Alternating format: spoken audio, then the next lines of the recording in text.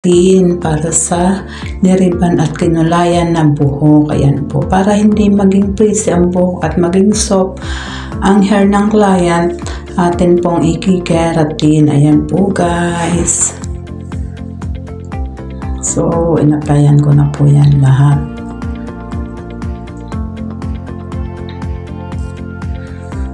And then, patutuyuin na po natin after 30 minutes na babad. Ayan po, patutuyuin na natin. And then, pag natuyo na, atin na pong paplansyahin ang hair ng client para maging okay na yung kanyang keratin.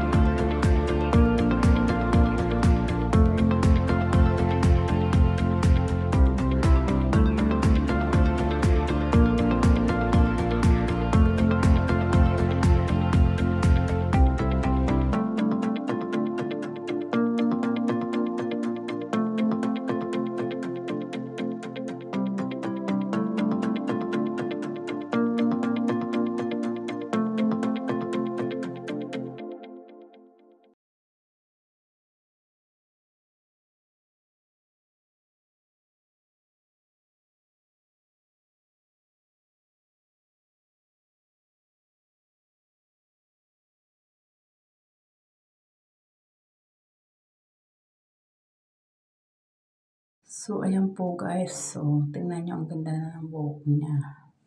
Okay, bye-bye.